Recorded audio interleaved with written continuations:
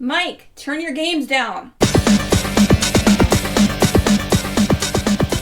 Hi, everybody. Welcome to our mini episode of Games My Mom Found. I am Mike Albertin, and who's a cheap movie tie-in with me tonight? Hey, it's Trey, Naboo Boy Johnson. What's up? Bad game. And I'm Kendall. Hi, and welcome back, guys, for apparently what's become a series now of Mike, Kendall, and Trey cover bad Star Wars game.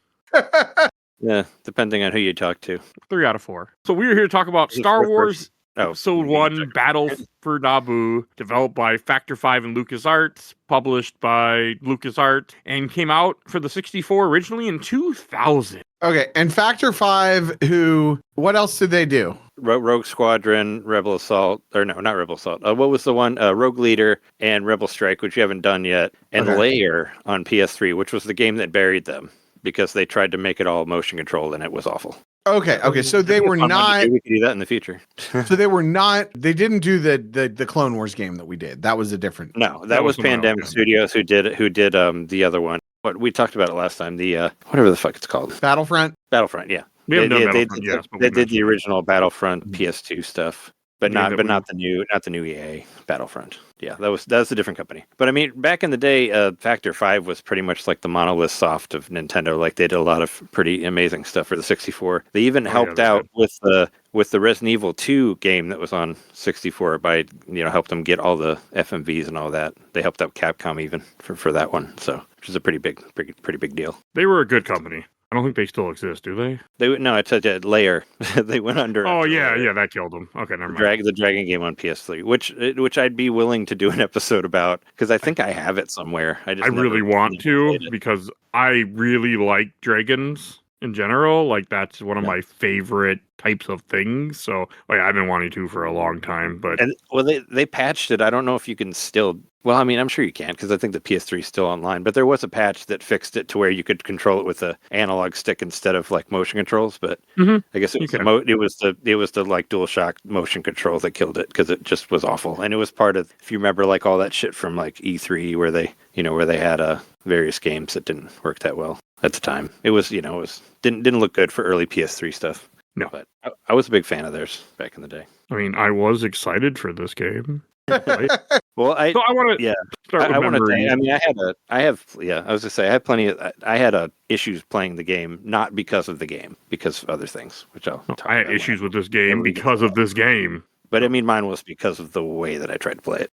Did you try to close your eyes and play it blindfolded? It didn't work? No, I tried to play it. I tried to play it on 3 different emulators, and they all blew. They were all incredibly bad. So, basically, what happened was, I have a tube TV right here behind me. This is a TV that my parents had way back when. It's like I love the TV. It's one of the few the flat screens before like HD and all that. It looks great.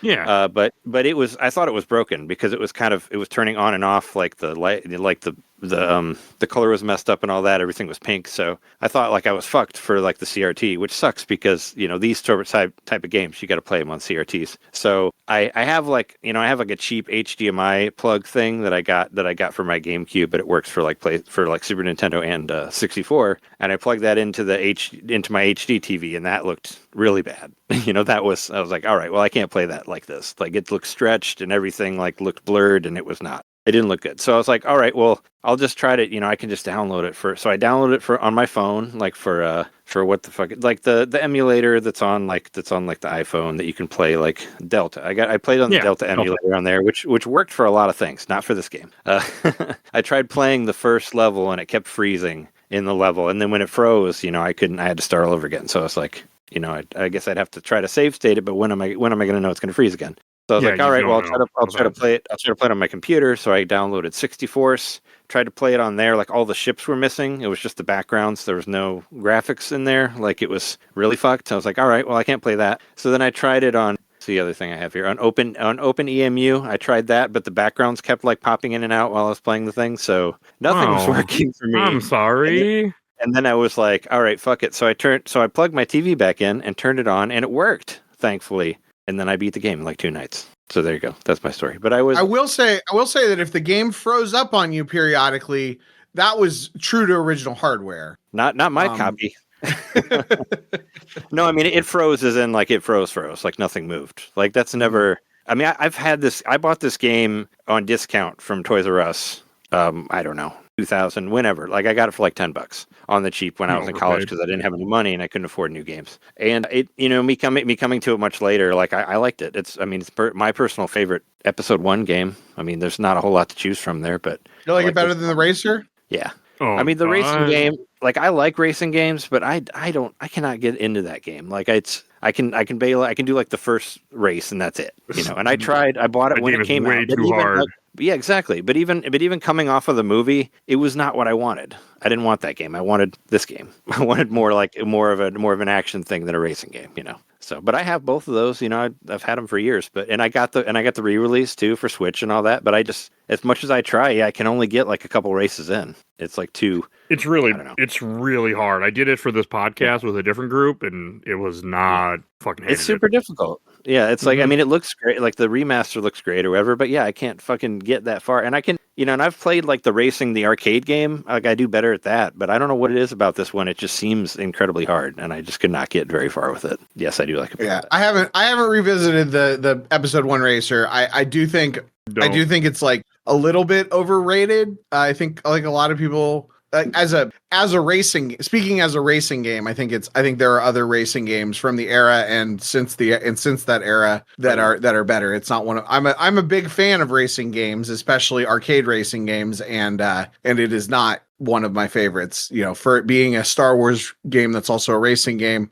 Really excited for the new one. But so for me, I borrowed this from my buddy Travis that had a copy. I played it on my Nintendo 64. And yes, as I said, a number of times I would get 90% of the way through the level and then the system would freeze. And I'm really hoping that it was the cartridge and not my console.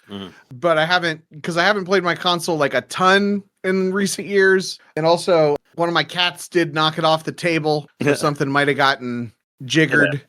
But do you guys know? Do you have to have the expansion pack for this? You have the expansion pack, right? In your 64, Kendall? I'm not even sure if I do or not. You don't need it, but it enhances it said. I was going to say, is this one of those things where, because I remember it enhanced Rogue Squadron, it enhanced it, but you could still play it. But I do have maybe that made a difference because I have an expansion pack in mind. So I don't know if that's, I'm not. There's something in that spot. There's a. Is it red or black? Black. Okay, then it's the old one. The expansion pack is the red one, or it has a red top. It has like a red plastic top with holes on it. Yeah. Because I've played other games that supposedly you have to have the expansion pack for, and it's never been an issue. So it must just be. Well, I think you need it for Majora's Mask. Like Perfect Dark. You don't need it. Perfect Dark. Wait, no, you need it for play. You can play it, but you can't play everything. Okay. And some things run worse. Okay. Yeah, I don't know. I don't know anything. When I was most of this, I got this Nintendo 64, 10 years ago for $40 and knew nothing about retro gaming and bought a bunch of random games and played a little bit, but I haven't I have a CRT TV that I made sure to keep for retro gaming, and I have a bunch of systems, but my knowledge of I do not have a depth of knowledge on any individual system or probably all of them, but I've got at least some broadness. And then more recently, when I've been a little bit more serious about my video gaming, I have been doing more emulation just because it's easier. Well, it's the right way. Yeah, I mean, that's what I was, like I said, that's what I thought about doing because you guys were making me nervous, like being like, oh, I had to skip a level because it's so. I had to skip a level, yes. I beat that level like my second try. The Sanctuary one? Yeah, I failed like 3 times. And you just gotta stay with them. Like you gotta just stay with them and shoot anything that's above them, and then you'll be done in like 2 minutes. Which one's the Sanctuary one? The one where you gotta protect the cars. The whatever it's called. The one like you start at a boat. You start as a boat. I didn't like the boat. I will say I really didn't like the boat levels. Like that was probably the one I really needed, aside from the last level. As I saw, why I sent you that picture because I lost like 18 lives because I don't know what the fucking shield generator is. I just kept flying around and getting killed. I didn't either. Okay, we'll get to that. We'll get to that.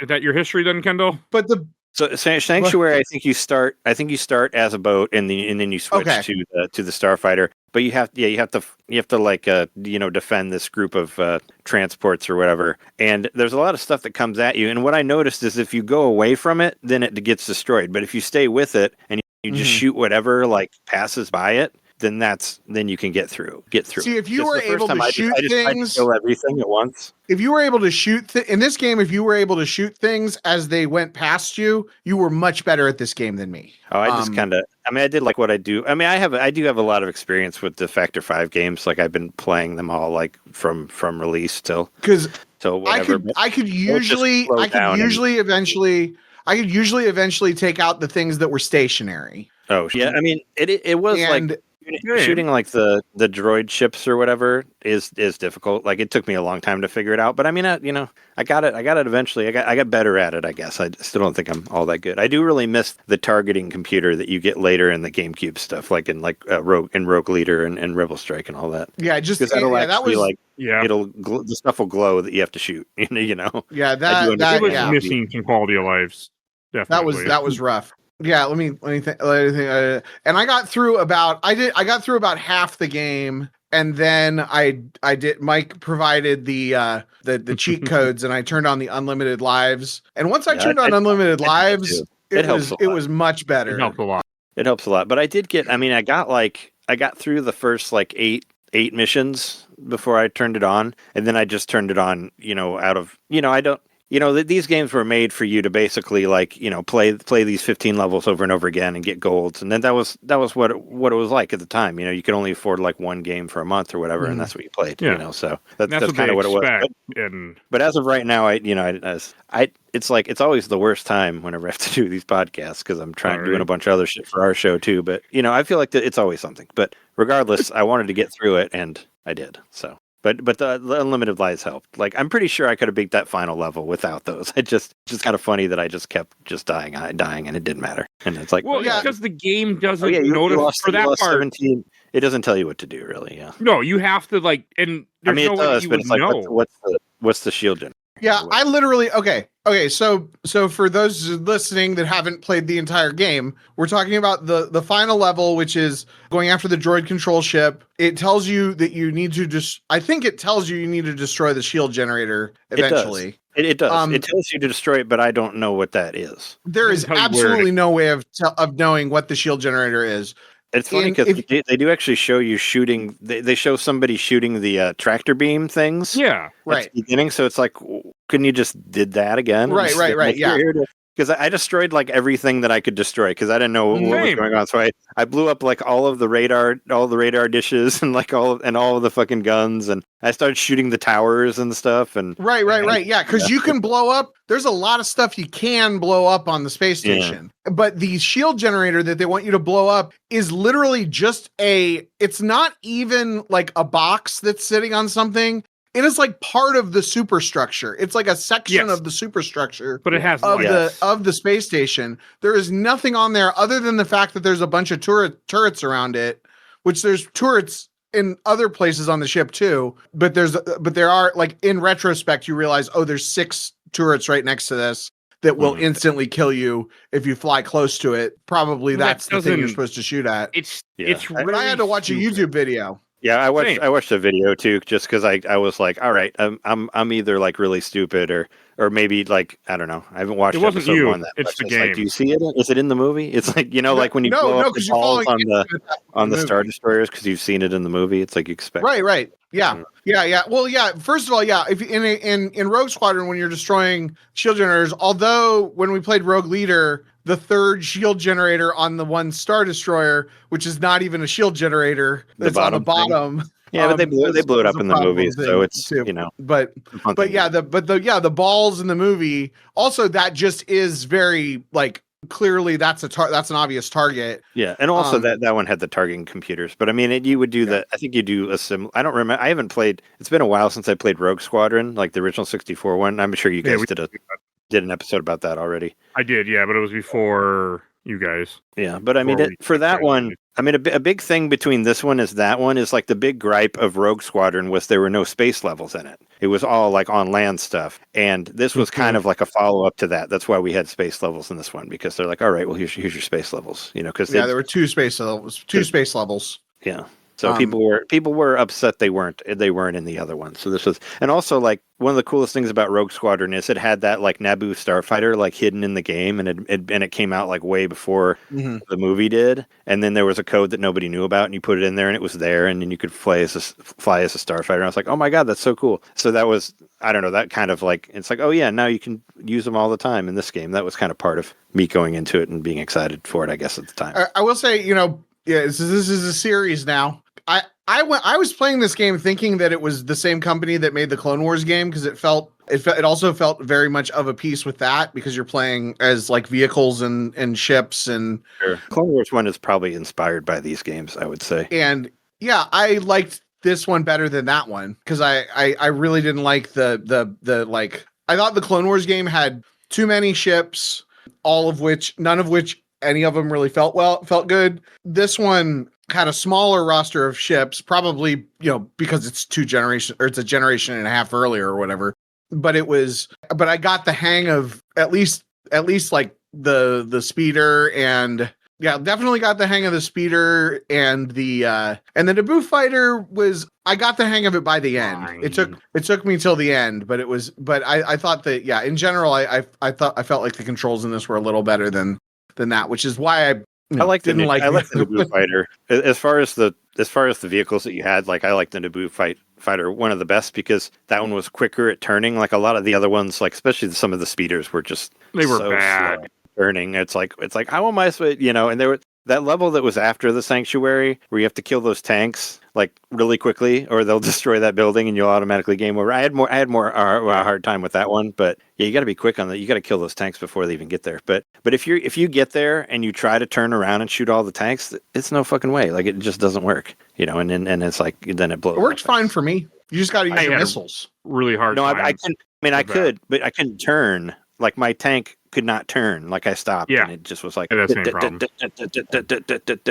20 minutes later, oh, there's the tank. Oh wait, it's blown up. All right, cool. Let's start over again. Maybe you're just not as good at video games as me. I don't know. I do want to say, I beat it. I just destroyed the tank. I just destroyed the tanks before they got to the thing, because I realized my stupid vehicle wouldn't turn. So the one tank you had to destroy before it got there. Shoot them all. Huh? Yeah, the one tank you would shoot before it got there. You're talking about the smuggling camp, right? Yeah, the one where you go up and down the hill, and then there's 3 of them coming to a building, and if you don't kill them before they get to the building, they'll destroy the building in like 2 seconds. So I just shot them before they got to the building. That's how. Oh yeah, I mean, yeah, I guess yes. Yes, obviously you have to do that. But the first time you play it, where you don't know what's happening, and you try to destroy all 3 of them at the same time, and you can't turn. That's what I was talking about. No, the vehicles are not good. Okay. I do want to say my memories for this. So my friend who was big into Star Wars and had Rogue Squadron introduced me that. I remember he had this game, but he never, I like to watch people play games back then when I was a kid. I still do. He didn't want to play this game. He's like, I don't really want to play this. And you know what? Now I understand why. I get it. I mean, I liked it at the time, and I did think it was really cool that the last 3 levels is here's what's happening on the other side of what we saw in the movie, and this one doesn't have Jake Lloyd yelling at you the whole time, so it's way more. I will say that I got pretty mad the one time that I got so I got frustrated with the game a number of times, but I get frustrated with all video games, even the best ones. Well, mostly the ones for this show, it seems like. The one time that I got legitimately angry at the game, where I said fuck this game or something like that. I mean, actually, no. What I said was a cab. I said a cab because there's cops. Because right after you finish taking out those tanks, you realize, they're smuggling minerals, and you have to blow up you have to blow up the transports that have minerals in them. And you fail the mission if you don't blow up the transports with minerals. And I'm like, our planet is being invaded. Who cares if they're smuggling some minerals? I'm literally working with a smuggler. Now, of course, it also turned out that he was, kidnapping slaves or whatever. But it was a HUD. But that moment, I was like, take the minerals. I don't care. Yeah, they never listened to it. Naboo's a rich planet. Didn't listen to Panaka because he was all like, Hutts are gangsters. He said it in the movie even. I guess they never heard him say that. Don't trust Hutts. I mean, we all know. Right, that. we had gotten separate. Lieutenant Sykes had gotten separated. That's the thing about this is I've always heard Gavin Sykes as a name, and he's like one of those names in Star Wars. I'm not sure if it was a Star Wars card or if I heard like a podcast about him or something. But he's just a name. He is like just a name.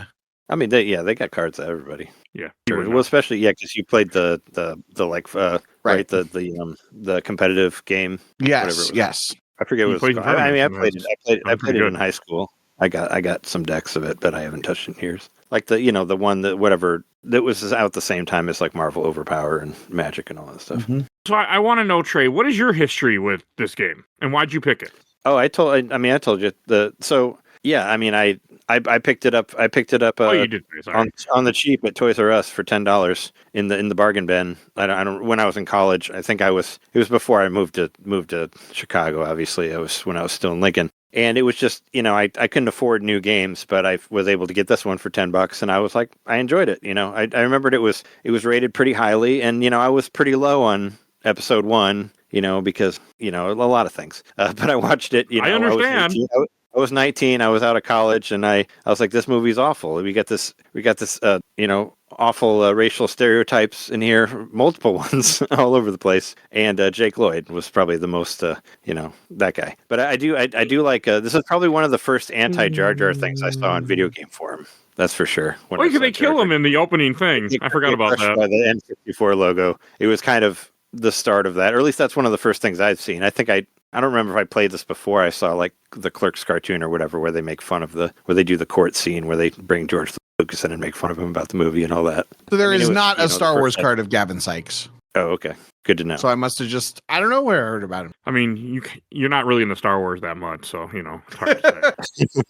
You probably heard it passing. Somebody mentioned him. Yeah. Some nerds were talking about it. You were like, what? But, I saw episode 1, when it came out, and I was like, all right, that movie kind of was terrible. And then over the summer, I had nothing else to do, so I just went to the theater and we just would go and watch it. So I watched it like, I don't know, 10 or 15 times or something like that. Because I was at a Christian camp, and all we really did was just go to the movies, because what else can we do? And praise God. And I got the Star Wars. I got the Star Wars racing game. I tried to play that. I thought it was okay. As far as like the episode 1 games that I played, this was my favorite. I mean, I never played the PlayStation 1, which I heard that's pretty awful too. But I've heard mixed things. Yeah. This is the one that I like, because like I said, I liked that it was like, all right, here's all the things that happened before the events that we saw in the movie, and you kind of get to be like the other side, and you're like kind of parts of it. You see like Panaka like stopping you, and then you get to attack the tanks and all that, and it's like, oh, it's like you're in the movie. Like I like that stuff. Same. I like the stuff that was in there, and yeah, I mean, I had fun, like the part where you like blow up all the camps and save all the slaves or whatever. I like that. I like that level. I thought that was fun, where you're like blowing up all the doors and everybody's running out and you're driving around. Like, I had an overall good time. I mean, it's sure there were times where I was like, fuck this game. I say that about every game that I play. But I wasn't angry about it. I beat it in like. I think I just don't like 64 games. I think is what I'm learning. I'm also on a personal level. I'm also a 64 defender, but I was, that was all I had from like 96 to 2001 or whatever. So I will say that like people complain about early, low poly, 64-bit PS1 visual style. Well, it's not the graphics for me. And let me make my point. I will. But. And I usually am a defender of that. Like I kind of like the style. Like it's not quite the same as pixelated 2D stuff, but like I can appreciate good low poly game, like the visual style of it. I kind of like it. I really like like Cruising USA but this one it was so bad at times. I literally like couldn't see who I was pointing at, and the render distance was so short that like they'd be like, go after those tanks, and I'd look and there'd be nothing. I'd look at my radar and it's like, go that way, and so I would go that way. But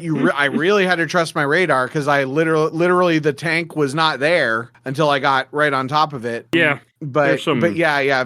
Visually, this hurt. And all of the YouTube videos that I saw of the game emulated looked way better than it because looked. They're enhanced. They're using plugins and other ways to make your game prettier. Yeah, it could be an expansion pack issue too. I mean, I don't know. Yeah, but because I don't know the other side of that. I don't know how it looks without it, because I got the expansion pack whenever it was released. So I played on emulation, so it played automatically on that had side. it.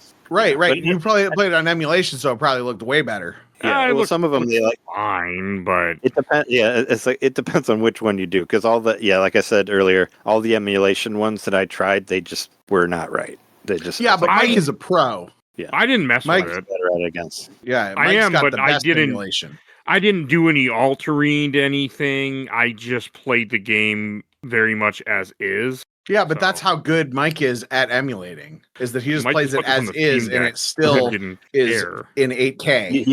He's an emulator himself. He emulates himself playing games. He's not even doing it. He just puts it out there like that. You're that good at it. You're making your own ROM. He tricks the computer into thinking that he's playing those games. I mean, right now I'm pro. But I don't know. I mean, this game it felt like it was missing something to me, and I don't know, like, but something just felt off. You wanted Jar. You wanted more Jar Jar. You were mad he was crushed by the 64 logo. Maybe the game would have been better then. I don't know. You love that. There was too much land missions too. I mean, everything is a land mission, but there was just I didn't like the majority of the vehicles either. I was not crazy about this game at all. Like, I'm not upset that we played. I'm never really upset with really any game for this show, to be completely honest. It just the reason that I recommended it originally, because when I was on for the Rogue Leader episode, it was just like, if you look at the history of all the games, like, you see where things came from. So like in Rogue Leader, you can switch your vehicles, which was the first time you could do that was in this game. That's why I was referencing it. Where you go into the hangars, like, that was not a thing for Rogue Squadron. So it did its own things to, and like the space missions also, like, they didn't have any of those in Rogue Squadron. So it was building its way to the other ones. Now, do I think it's necessarily better than Rogue Squadron? I'm not sure, because I haven't played that game in a while. Like, it's not the original 64 one. But I mean, I put Rogue Leader higher than this one, of course, but I didn't hate it. I just think all these games. I think you guys were down on Rogue Leader too, and that's like considered most people's favorite. Like, no, I liked Rogue Leader. I definitely liked Rogue Leader. Yeah, I think I was defensive of it. If I wasn't, then I was dumb. Which a lot of times I'm dumb on these podcasts. I do remember you guys being really angry about having to leave the Death Star at the end, and it was At that time, that was what people wanted, though. They didn't, like in GoldenEye, where you do like everything. They didn't want, that was what the fans said they wanted, was like, to not watch a cutscene of you doing something. I don't remember us bitching about it. But it's been a while. Well, no, I definitely You're right. That is true. That in my canon, Wedge and Lando died in the second Death Star. I mean, I couldn't get out of it either, like, this time around. I mean, and I remember being incredibly hard, like, when it came out too. That was the time we lived in. People they wanted to be able to do stuff in games, so they made you do everything, which I do kind of miss. So okay, I get it. But here's basically, I think this game, and really all these games, because yes, I have spent time with the original Rogue Squadron. Now we did this game. We did Clone Wars, which is definitely of a piece with this stuff, and we did Rogue Leader. So I've played kind of a lot of in this era, and I think first of all, the escort missions need infinite checkpoints. Like, just one checkpoint would be nice. Well, there were. I mean, also, like, we didn't have a whole lot of checkpoints in games like at this time. No. I'm not talking about then. I'm talking about now. If they were going to release, well, we can't look at it honestly, like that. No. Yeah, it's got to be my point. Got to be within context of the time. So no, but here's the thing. Because these are almost there, and they don't really make games like this anymore. So I know, that's unfortunate. So yeah. So but here's the thing. Like there are problems with these games, but these problems are fixable. The escort missions, first of all, there should be fewer of them. Like, I think in general, there's too many. Yeah. I think we did get less when Rogue Leader came around, right? I mean, there wasn't. I don't remember there being a whole lot in there for that one. I mean, there's a few. There's a few, or if they're not like full blown escort missions, there are missions that have a fail state other than your ship blowing up. I do remember us talking about that, because there is like a couple where you have to like protect like the medical frigates or whatever. Like, right. I mean, the last level, which was really the last level, you have to protect the Millennium Falcon. and it's really and it's really and that's part of the reason that last level is really frustrating. Yeah. But they did clean up some of this stuff as time went on. But like like the escort missions just need like the quality of life. Like you just need to have checkpoints, and only lose so much progress. There needs to be fewer of them because when I was playing this with unlimited lives on that last level where I was just dogfighting because I had no freaking clue what I was supposed to do. I was doing the exact same thing. That was the most fun that I had with this game. Was flying around, because when you're actually because I actually got to play the game. Like I was flying around and fighting other, doing dogfighting or, finding targets and shooting at them. And like I died a lot, but it's like you get 3 lives by default. And I probably died, I think most of the time I'd end a mission with like -2 lives. So I died 5 times. It'll at the end. So yeah, I think everything past 3 is a negative, right? So that means I lost like 20 lives on that last one, which I was just kind of running with it because I thought it was fun. Right. Well, yeah, that was that was the other time that my game froze twice because I was on that level for so long because I didn't know. I actually missed the first time when they showed where you're supposed to shoot for the tractor beam. So I couldn't figure that out the first time I played, and then eventually I figured it out. But I think I had been. They at least give you a cutscene that shows you. Yeah. Also, they're like flat. There's like a light that's flashing. Also, it's fine. That was my fault. The thing about the shield generator is it was like it had like static going all over it, so I thought it was already destroyed. Like I don't know if you guys noticed that, but it looked like it was it was kind of broken and smoking and sort of like static. Yeah, I think when you get after you hit it a few times, it gets a little bit of static on it. Yeah, you're right. I hadn't hit it at all. Well, when I was trying to figure out what I was hitting, I was like, well, that thing looks like it's already hurt, but I don't remember shooting it. Like I don't know. Like my point is like these games were all and I mean there's elements of them that were like really enjoyable, especially like once you actually get kind of okay at them. But like it's like if it wasn't for these handful of things, like they'd be really good. And so there's some moments that you really see like greatness in this stuff, and it's like they don't I mean I haven't played admittedly I haven't played Starfighter. Me either, actually. That's on my to-do list. Well, I mean I think I have it for PS4 because they have it on Virtual Console or whatever on there. So if you're looking for an excuse to play it, I know where And then I haven't played that, and I haven't played. I assume that Ace Combat is of a similar style, like this one, because this is more on the ground. But I would say no. That's more of a simulation. I don't know. It's a more in-depth simulation. I mean, I'm sure there are games, though, right? No, it doesn't. I don't know. Never actually played any. I own a few, but I've never actually played any. Me either. I've never played any of them. There's like you own 8 of them, right? Or there's like an 8th one coming out. Yeah, the 8th one is coming out. Yeah, this year. And so I'll probably play it because I'm trying to play lots of 2026 games. What's playing current games like? It's fun. The current games are really good. There's a lot of them. I mean, I mean, February is going to be rough. It's like I got 4 games to buy in February. Got to get that's when the new Star Wars race is coming out, right? 7 if you count all the re-releases of Resident Evil on Switch too. I don't know when. I don't think the Star Wars Racer game's coming out that soon. They just knew it was coming, so. Yeah, it was part of. It's early this year, which no one should watch, but it was part of the Video Game Awards. No, did not watch that. Which I'm sure they'll say it's better off to not watch it. It was announced during that. Is what I heard from other people because I didn't see it. Okay, I saw it. It was fun. Do we not have a date? I thought it had a date. Yeah, I was gonna say most of the time when they announce things, it's rarely like right. Yeah, it's usually right. Which is why I thought this was different. Maybe they just had like enough gameplay in it that I was just hoping and praying it would actually come out. Yeah, the one. Why I thought I do think I remember seeing old Saboba at the end, which I thought was funny. Saboba with the beard. I was like, all right. Oh, maybe I vaguely remember this. Do any of you guys have Racer Revenge? Apparently, that's worth a lot now. Is that the one? I don't have it, but I covered it on this podcast. PS5. Sorry. Yeah, it just says 2026. I could have sworn that they gave a release date. Maybe I must be mixing it up with something else because I watched like 4 hours of game trailers that night. That's why the Game Awards were good because it was just 4 hours of game trailers. Well, yeah, no, I mean, I've seen other ones. I just, I run out of stamina about an hour into it. I'm like, all right, I'm tired of all this shit. Some things I want to bring up, like represents all the things I hate about games. With Battle for Naboo, this game felt very rushed. Like, Rogue Squadron's a very good game. Like, I know it's been a bit since you guys have played it. I did it for the show, but it was unfortunately not with you guys. It was actually years and years ago. And, like, that is still a really fun game. There, like, for Battle for Naboo, part of my issue is too many fucking escort missions. Because, like, even with cheats on, I was still having, like, I had to skip that one level Sanctuary because I just could not get it to work. Like, I could not hit things and protect those 3 fuckers. Like, I took out all the tanks because I knew they were waiting there, and they still kept dying from just fighters. And I'm like, I'll just skip.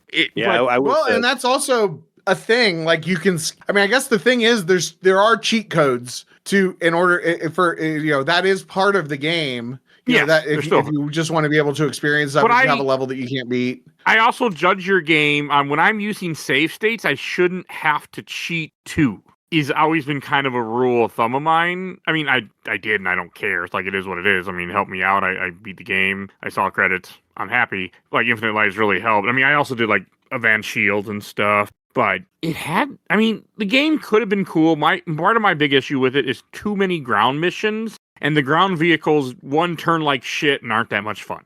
You mean like speeder missions or whatever, right? Yeah. Like on the ground. Like, I don't mind like a few, like here and there, give me 1, give me 2, but this game was like, no, we're going to give you all of them, it felt like. I know it's not, I'm exaggerating, but that's how it felt. And I just wasn't having the best time with it. Like, I mean, I did not enjoy the game at parts. It just felt kind of boring to play. Yeah, it definitely clicked with me after. I think it was definitely a game, because some of these games, sometimes with games, especially games that are a little bit frustrating. I actually like, there is the Dark Souls meme, the get good meme, but like, it's like, there's a reason that this is hard, because if it's easy the whole time, then you don't have to engage with the mechanics, and there's not that many mechanics, but like, I did eventually get to the point where I could shoot down droid starfighters. Like, the aiming, I actually honestly, my least favorite was the Naboo starfighter. I liked the speeder much better, because you could just drive up to the tanks and just like fire off your stuff. And like, they gave you lots of missiles, and the only thing with the speeder missions was there were a few where they were like, destroy the something, and I'd be like, I don't know what that is. Yeah, it doesn't give you enough. It doesn't indicate information. You know everything, right? Don't you know all the model numbers of all the different robots and all the cards and all that? Well, I mean, I don't think that. Yeah, I mean, the episode 1 stuff, I know certain stuff, but I don't. There's other stuff that I don't know as much of. And to be fair, this was the other side of the planet, so it wasn't the stuff from the movie. I was giving you a hard time. I mean, I don't know. I really don't. Like, I knew all of Star Wars more than I knew all the things of the original trilogy back when I cared. But as far as I recognize, I like episode 1. New stuff, I don't really care about models of whatever. I think that movie's good, and I like that time period. But what movie? Episode 1. I actually like that movie. What I like is what Trey was saying. I like it better than any of J.J. Abrams' movies. That's for sure. I'll take it over Force Awakens any day. I like that movie.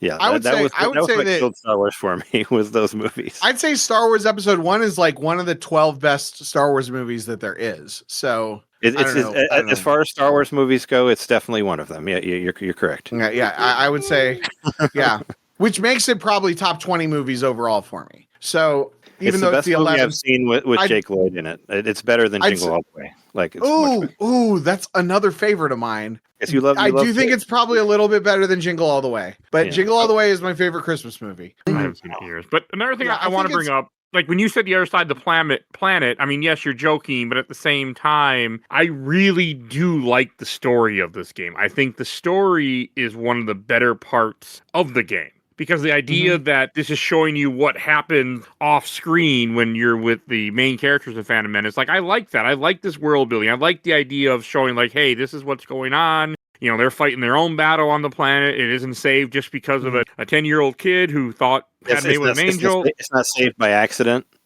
Yes. I still don't believe that he could get that helmet on his head. His head is gigantic. He's trying to put it on. They cut. It's on there. It's a magic trick. I never understood how it worked there. Jake Lloyd's ginormous gourd. He will save the planet. It ain't that kind of movie. But as Harrison Ford said, the story was really nice to me. I mean, I was irritated there was no subtitles, but that's that is what it is at this time. But that did bother me. I mean, but for example, there weren't then. If you replay Rogue Squadron, you will see Rogue Squadron has different vehicles you can pick on almost every level. This game we give you one vehicle, period. Like the police cruiser and the Naboo thing are pretty close to the same vehicle. One's blue, one's gold. There's not. Yeah, I was wondering if. Well, if you unlock the Sith Infiltrator, you can fly that. Yeah, I did see some videos with that, and you can also put in a code and make all the cars pink, or make all the ships pink. It's a shame that the Corvette isn't in there. I thought that was in all of them, in all of the Factor 5 games. Same. I really feel that this was rushed. Like, I think Rogue Squadron, I'm assuming I didn't look this up. Rogue Squadron was already out, and they're like, hey, can you make a real quick tie-in game for the movie here? And they probably were also really secretive, I'm assuming. I looked it up. They were a couple of years apart. Rogue Squadron was 98, and this was 2000. So they had a couple of years in between. Okay, too. And they already had the Starfighter that they had secretly hidden in Rogue Squadron. So they already. Oh yeah. Naboo Starfighter's in that. So yeah, they were probably working on this then for a little bit. And they might have been. I thought they had some time. And also, I will say, like, if you talk about movie tie-in games, like there are games. The Wayne's World video game is unplayable. Really bad ones. I mean, there's plenty of bad movie tie-in games. Do you ever play the Iron Man game? Rough. But there's that game, sir. Like this game is I think this game is like a 6.5 or a 7 out of 10. Like, which is to me is just fine for what it is. You know, for a curiosity, for a lesser episode 1 game, like it could have been infinitely worse. I mean, is there? So what's your favorite one? The PS1 episode 1 game? My favorite episode 1 game, probably Jedi Power Battles, or I mean, unless you count Galactic Battlegrounds, which has episode 1 elements to it. Probably Jedi Power Battles, although I need to go back and replay that. We already talked about how much I like that game. Please don't make me play that game for the show. I was like, oh, you want to? We can. I'm fine. I actually have never played. I've actually never played the PS1 original one, which I've heard like very, very varying things, because I know some people like it, other people really hate it. I remember when I was a kid that somebody told me that they made Jedi Power Battles because as like a make good for how bad the episode 1 game was, but I don't know. It might be good. I wouldn't mind going back and revisiting it. I just think it's cool how many different episode 1 games there are. That is fair. I mean, if I went back to 64 when you don't have, I mean, like you have the Star Wars game, like it's not a bad game. It's just when you're playing this 26 years later, it annoyed me at times, but I am not a big fan of N64. I just found out because I played a game that a lot of people probably like from N64, and I'm not enjoying it. So I'm just not a big 64 guy. Yeah. Another thing for like the emulation, I'd think, is that the 64 controller is so weird that it's kind of hard to do it right. Like, did you have to like press your right analog stick to shoot missiles, or did you move it around? No, because sometimes they automatically put the C stick to that, or the C buttons to that. It wasn't too bad from what I remember. I did play this on the Steam Deck, and it altered the controls decently for this game. Like, the controls weren't an issue. Pray I don't alter them any further. Yeah, it wasn't bad. I didn't have a problem with the controls like that. I mean, yes, there was some of the stuff when it came to turning and things, but overall, I didn't have a terrible time. I'm always curious because, I feel like, I mean, as silly as the 64 controller is, I feel like you just have to use it for any of the games to make them. No, I have. Yeah, no. So you are right. Give me just a second. Kendall's had enough. He's taken off. It's like too much 64 talk. Too much Star Wars. You need to go play Star Wars Power Battles. So I use this controller for Nintendo 64. Oh yeah, you did say last time that you had those, that seems sacrilegious to me. It is great. It makes the games so much more playable. You can see it still has the it's going to look weird because of the green screen, but it has the C buttons still.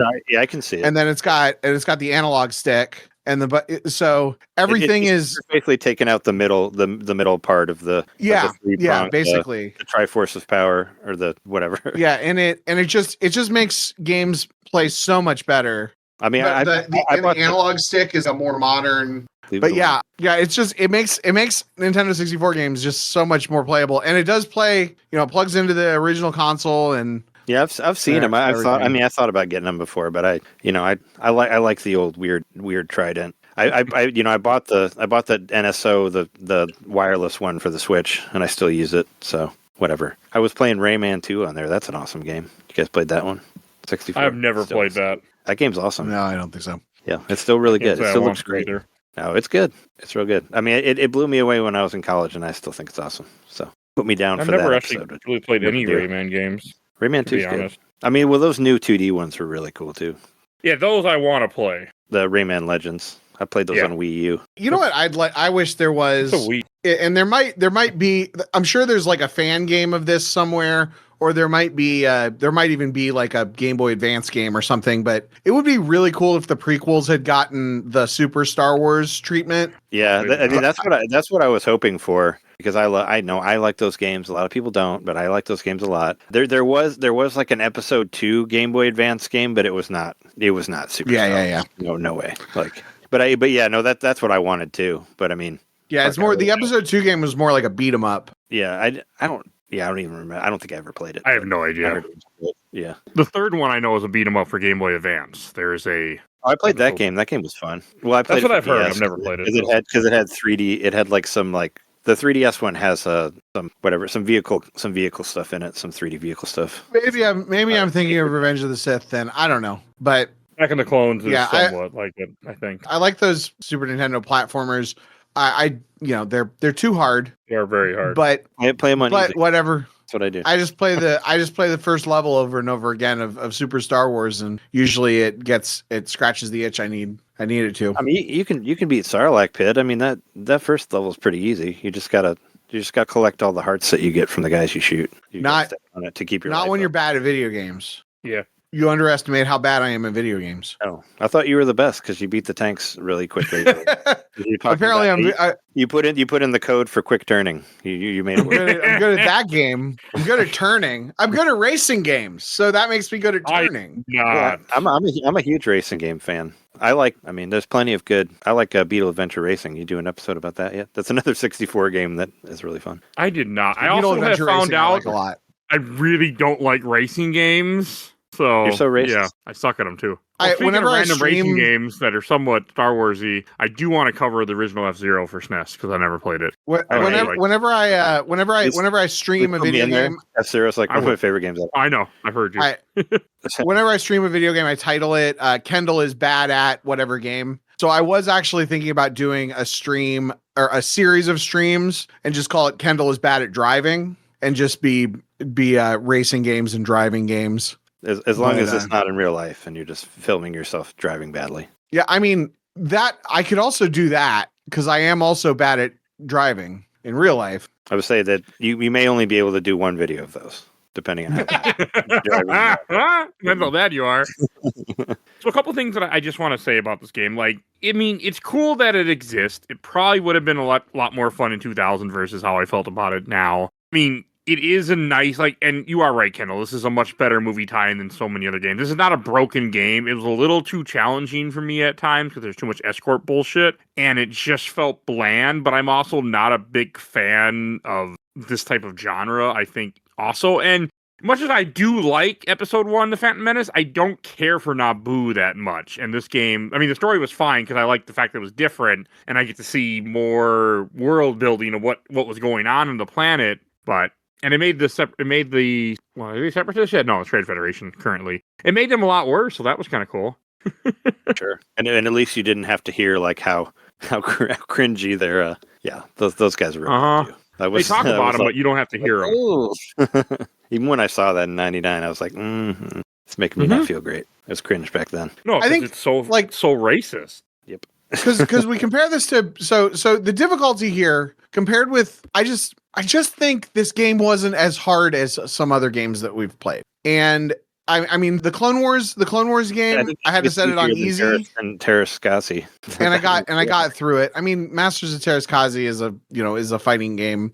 Also hot garbage. This was at least shit pile. Yeah, I beat that game because Darth Vader walked off the stage on his own. That game was hot garbage. Yeah, but Demolition was hot garbage. But that's what you do, and that's how you win fighting games. Is you control the stage. That's how you beat Darth Vader. You just wait for him to walk away. It happened in all the movies. Like it's canon. It's all good. I mean, you're not wrong. Off the stage on his own. But no, it's about controlling the stage. You heard him to that. I don't know. I was playing. I thought of it. I mean, I'm not saying that you could do that in a PvP environment, but I think there are a lot of fighting games where if you can spam the computer, or if you can get them cornered or whatever, then, or if you can force a ring out, that's a way. That is a way to defeat the computer. But I don't want to. We already talked about the other ones are fine. The cool thing was it did force me to get Tekken 3 again. So, but the thing is with this, like, versus like you mentioned, Rogue Leader and Rogue Leader, I think I will obviously is a better game overall, but the difficulty in Rogue Leader was such that it made me give up. And I felt like there was no, there was, even with all the cheats that I had, I still couldn't perfectly execute the entire Death Star 2 mission. If there had been a checkpoint, because that's the thing in Rogue Leader, if there had been a checkpoint, like when I got into the final superstructure, so I then just had to leave, then I would have been fine. But the difficulty there made me give up. I mean, I did eventually turn on infinite lives, but like I said, like usually I ended up at like a -1, -2. Like I was pretty close to where I could have probably gotten there without the infinite lives. And once I had the infinite lives, even if it took me 45 minutes to do a 5-minute mission, like I got through it. And this was a game that I was able to, I feel like I played all of the game. I don't feel like I don't feel like I ever hit a brick wall. And there's really something to say. There's really something to say about on that, especially for a game from 1999 where so many of these games were like artificially difficult. Yeah, no, I mean, for sure. Yeah, you're right that there's there wasn't anything as maddening as like that final level in Rogue Leader. And I do think, like, on what you were saying, Mike, about it possibly being rushed or whatever, I think they might have like split the development teams, because Rogue Leader did come out less than a year after this one. Like, this one was so they were already, and Rogue Leader came out in like November of 2001. So it's like, so they're pretty close. So maybe they divided the team somewhat. That would make sense. I mean, because this was a movie tie-in, and sometimes, like with that, they're gonna give you stupid. They might have put, they wanted, Rogue Leader was like the launch, was the GameCube launch, and I think they probably wanted to put all their main people on that. So maybe that was part plus of it. With LucasArts, Lucas is known for not wanting to give people access to stuff he's working on till the last minute. Sure. So. Yeah, and this one came out like also, this came out like way after the fact, because episode 1 was 99 and this came out in 2000. So, but also that could have been a part of what you're saying with like maybe them getting the script later, or maybe it's it took a long time to make 64 games. I'm sure it was delayed for whatever reason. So yeah, I mean, I think the Lucas not letting developers. I never heard that with. I was just thinking like of how he 90s era was stuff. The Star Wars movie. It definitely wasn't. It definitely wasn't during episode 3, because I remember they released the PS3 game like days before the movie came out, and it already had the whole story in it. Same with the Lego game. Because like the Lego game had the whole story too before. When I've spoken with Decipher developers, they've said that LucasArts was like a really good licensor as far as maybe it's just early giving them creative freedom and everything. But also that was the first one. I don't know. But also that was mostly, that the Star Wars card game ended with episode 1. So this was mostly earlier. And then when I've heard like the Control Freak stuff that I've heard, the little bits and pieces that I've paid attention to over the years has more to do with like 1313. Later it seems like Lucas maybe was a little more hands-on and a little difficult or whatever when it came to some of the licensed stuff, but that was later. So maybe this was somewhere in between, but whatever. I think what Trey says is probably makes the most sense is that this was the one in between. This was the little game in between the two big games for the developer. There's just something about it that just felt off, and like the boat was awful. Like some of the vehicles are not great. They're not fun to play as, and they're like, why is this here? And I partly with the boat, it's like, hey, let's make some more, Trade Federation ships. So yeah. So I think I was thinking about, first of all, with the lesser Trade Federation ships, they are the ships that they use in Galactic Battlegrounds. So it is nice to see those designs get used. So they're not just like they all look Star Warsy to me. They all look prequel Star Warsy, as opposed to some of the ships in the Clone Wars that like the like speeder-ish thing, the like twin stick shooter speeder that just looked like it could have been from any video game ever in the Clone Wars thing.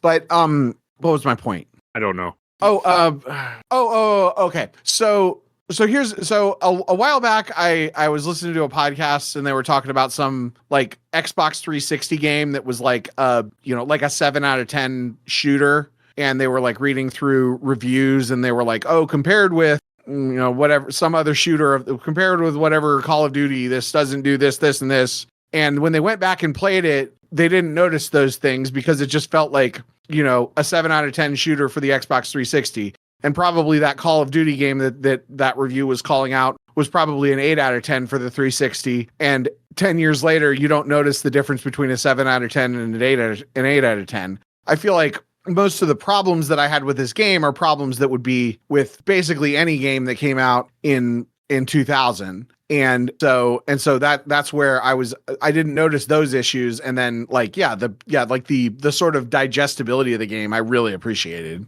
All right. Anything else you guys want to say that we haven't talked about Battle for Naboo? I was going to let me just say that make the same point like 6 more times. I think that would be good. About how you wonder why you're wasting your life playing retro games. So that's actually an interesting point. Because when I started this, I was thinking that again on the message. You are not wrong. Yeah. No. Thank you for because I think I brought that up on the last episode that I was like, well, because you guys were like, oh, well, it's because for the time, which is, not an unreasonable thing, but like, I'm not a historian. I'm, maybe a whatever, but I'm not going to be the guy that says these are the good games and these are the bad games because I don't know what I'm talking about. At least as far as like historical concept and blah, blah. But like, so yes, there is an element of like, when I play a retro game and it's like a pain in the butt, it's like, why am I even spending 2 hours playing this game? And this game, once it clicked, which it did click eventually, I didn't really feel that. Like I think that this game, first of all, so now I can say that I've played all of the N64 Star Wars games, which is a little dopamine hit there. And then also like I was able to roll credits on it with, in a week, which is, playing an hour a night for a week, which is like, not something that I would be able to do with most modern games. So, it has some, there's reason it deserves to exist. This game deserves to exist. Yeah, no, it's not. It's not. I don't want it to not exist.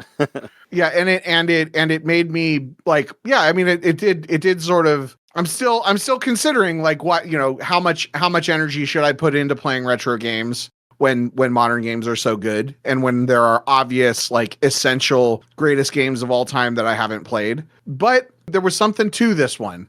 The thing that was missing from Mike's playthrough was in my playthrough. And it might be because Mike's played 700 other games that are just like this, probably. It was in my playthrough too. Whatever was missing in yours, Mike, it was inside you the whole time. You just couldn't find it. What it was. I don't play a lot of this genre, for the record, and you just had to open your heart to Factor 5 and just be like, hey. Well, I just meant the genre of old. Yeah, no. Oh, that's not a genre. I'm just talking shit over here. It was missing. That's what I'm here for.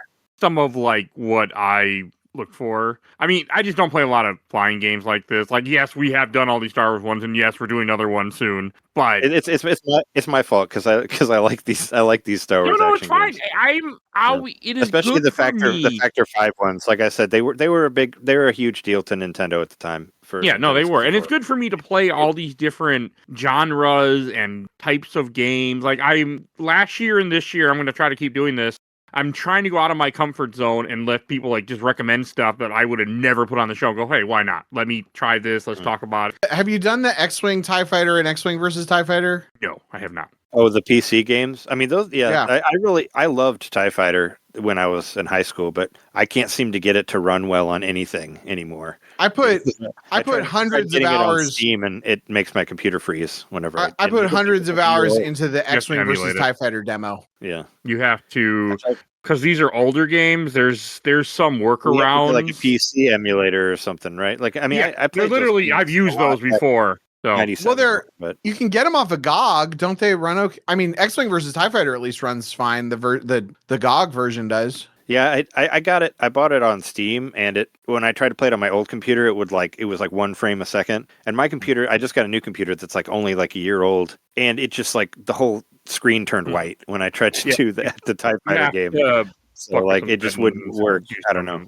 You have to do. I'd love to try to play it again, but I don't have a fight sticker or a flight sticker. Did you do it through? Did you use DOSBox when you were running the TIE Fighter? He probably was DOSBox included. I was it's just not doing included. You have to do shit. But yeah, I did like those games a lot. I mean, but those games are much different than these games. That's for sure. It's more like simulation type thing. Not that they're bad. I mean, they're just like slower paced, like not as arcadey. But I mean, on the subject of this game, I do miss like games of this type, and it's a shame that they don't really exist anymore. I think the closest we had was that Squadrons game on PS4, which I did like. I played it all the way through, but it still wasn't quite Factor 5 like these sort of games. I do kind of miss these.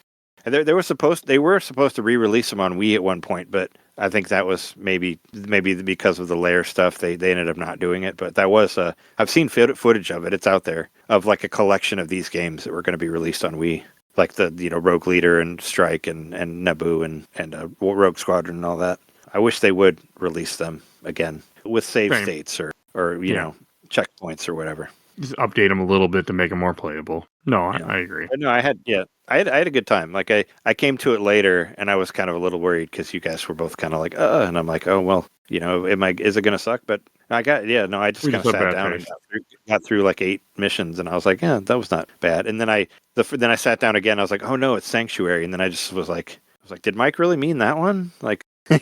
Like that was whatever. I couldn't even. I don't even know which one he was talking about. I mean, because it doesn't tell you the names of the missions until you like leave. Yeah, it's in the menu. It'll show, but I guess if you're just playing straight through, it won't show you all of them. Yeah, unless you go to the main menu. I played the bonus mission too. That was more that was more escort stuff, but it was easy. It was real easy. I was just done with this game. I beat that one. Whenever we get to Rebel Strike, make sure you put in the code for all the extra missions because those are the fucking awful ones.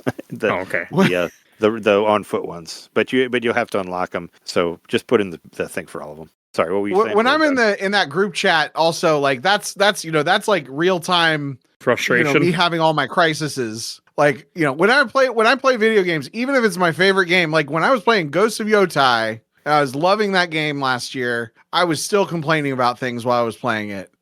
And my favorite game was one of the most frustrating games that I played last year, Baby Steps. So, I'm gonna be frustrated on that one. Is that like kind of one of those weird wibbly games where like it doesn't control right, but it's fun? I don't understand. No, it controls great. That's so that's the thing about it is it controls great. It's just that it's a very specific control scheme. You have to move each leg separately. But the controls are like super tight and super precise, which is what makes the game great. We might have to push that next one like a week or something. I don't know. I'll let you know because I think originally you wanted to do it like on the 1st or something. I do, yes. I might need more vacations from you too. I'm kidding. No, I don't know. I'll let you know how my schedule is. Yeah, we'll adjust. All right, let's go to Sundays are not great for me, but starting at 9 was great. I appreciate that. Thank you. Yeah.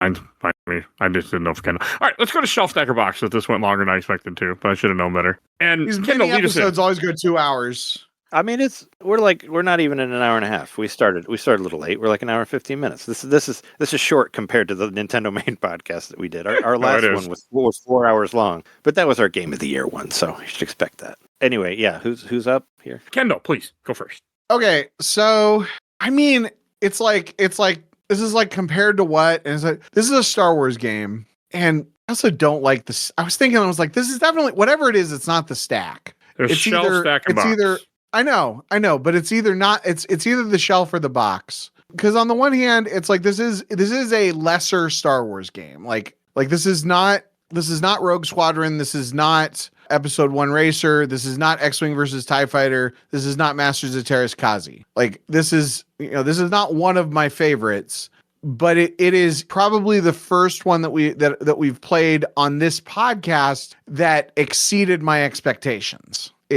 And so I think for that, between it being a Star Wars game, it's kicking off. You know what? This is on the shelf. It is kicking off Star Fox. That's what it is. Star Fox? Okay. Yep. Star Fox loses Fox its spot on the 64? shelf. 64. Yes. Oh man, that's one of the best games of all time. I'd definitely put He was, that. he was good on that game. episode back when the show was It's a good game. young in its infancy. No, Star Fox. Look, before. That's why we don't get any more Star Fox games because Nintendo realized that's the best one. Look, you know why? Star Fox, and honestly, for a lot of the reasons that I liked this game, I think Star Fox is a better game. But you know what? It's not a Star Wars game, so it doesn't get to stay on the shelf. You have a limited shelf, imaginary shelf space here for this show. Yep, it's the only way it works. Is that how it works on games my mom found? It's you can only put like 20 there or something. I mean, or is it either that or buy a new shelf? Is it separated per system, or is this all games? not for me, but each their own. I'm just thinking about like actual, shelf space that I have, which I mean doesn't actually work because literally all of my Nintendo 64 games are on a shelf, and I am borrowing. Well, it's on. I will say, you know what? I'm borrowing this game from my friend, and you know how I know he had it? Because he had it on display on his shelf. So this one is literally going to go back on a shelf. So I think it has to be a shelf. All right, Trey. I mean, I'll put it on the shelf. I mean, I thought that I'd be, I'm still holding the candle for these Factor 5 games. I mean, as far as like compared to the other ones, it's probably not my favorite. I mean, I think that when we get to Rebel Strike, I think I like it better than that one because that one's just pretty much half broken. But we'll talk about that when we get to it. But yeah, no, I'll shelf it. It's fun. I mean, I recommended it anyway because I felt like it's one that most people missed because it was at the very end of 64 because they had Rogue Leader out like not even a year after this. So it's like a B-side. Most people missed. Yeah, it, but no, I'm glad that you got me to play it. I am. But as far as like, yeah, for me being so disappointed from episode 1, this game kind of cheered me up a little bit, I guess. And it was great that I got it for $10. Even better. I missed those days. I bought Conker's Bad Fur Day for $10 at Toys R Us also, and that's going for like at least $100 like cartridge only. I missed Toys R Us. That's a great place. We have one here, not really Toys R Us, but it says Toys R Us on it. No, I heard there's like this idea of Toys R Us floating around out there, but it's not the Toys R Us experience, but it's in like a JCPenney or something. I don't know. Yeah, we actually have like a store in the Mall of America that says Toys R Us, and it has a bunch of random shit. I'll send you a picture next time I walk by. Oh yeah, I mean I've seen I know Jeremy sent a picture to our Slack about where it said like the Toys R Us experience, and it was in like another store, and I'm like, what? Oh yeah, and no, that was something they did for the Christmas holiday. It was like one like little stack of toys, and that was it. It's just I don't know, trying to cash in on the name. It's not. Yeah, right. And I'm going to go last. People should do that. We can always remember pulling the little paper things off and taking them to the. You guys got to do that, right? Mm-hmm. Yeah. I didn't have video games as a kid. You could get a lot of games for really cheap at Toys R Us. I got Metroid for NES for like $8 there too in the clearance bin. I guess I got a lot of great deals there. But yeah, what were you saying, Mike? All right, and I'm going to put this. I'm going to put this in the box. I didn't have a great time with this game, but I am glad we played it. I'm glad I experienced it finally because I had a better memory of this game than what it turned out to be. But it's fine. Didn't you have a physical copy of this? I don't. Say that? I don't. I never had a copy. Anyway, actually. Oh, because there's some games you have that you just had it and you just never played it. Yeah, this was one that Clone Wars? Yeah. Yeah, Clone Wars because I got it dirt cheap, but I also got more into collecting in the PS2 Xbox era. Then I went insane in the 360 era. So that was some of the big stuff for me. Sure. But no, I mean, I'm glad we played it. But it's going in the box. I never want to touch it again, and but again, this is also not my genre. So and no more suggestions for me. I'm cut off now. No, you're never cut off. No one's ever cut off. I'm happy we covered another one of their games. So hey, that's not a bad thing. Yeah, I mean, I like them a lot as a company, and I was sad when they went under. I still hope these games come back in some sort of re-release form or whatever. I mean, you see people talk about it all the time on the message boards or whatnot. People are still talking about the Factor 5 games and wanting to see them re-released. Yeah, I don't know how that. I don't know how like the. I mean, they Aspire's been like releasing everything. So I'm surprised they're not just putting these out there. Maybe I think they're somewhat were published by Nintendo to a point, and maybe that's why they won't let them come back out. I wouldn't be surprised. Nintendo seems to be fickle at times. Because when I was looking at some of the Wikipedia development stuff. This was actually a different engine from Rogue Squadron. They had to make a different engine because they were doing more graphical effects on this one than the other one, and blah blah blah. And like the snow effects were brought over from the Indiana Jones game that they made. You could try to play that one. That game's hard too. But yeah, whatever. The Super Nintendo one? But the 64 one, the one that was only sold at Blockbuster. Oh, I don't even know what you're even talking about. It's like a Tomb Raider 3D Indiana Jones. I have it. I have the cartridge. It's probably worse. Oh, Indiana Jones: The Infernal Machine. I've never played that. Yeah, it was at the time when it was released. It was a Blockbuster exclusive. I'm sure they put it out on other stuff later, but it was a 64 only game. 99, maybe. Yeah. So it came out in between. But yeah, I think that was Factor 5 too. All right. Who knows? Maybe. All right, let's go to plugs. And Kendall, where can people find you at? So you can find me at kendallcast.ninja or the Kendallcast Network on YouTube. Lots of end of the year stuff has gone up recently. I did a Game of the Year video that didn't get very many views, so you should watch that.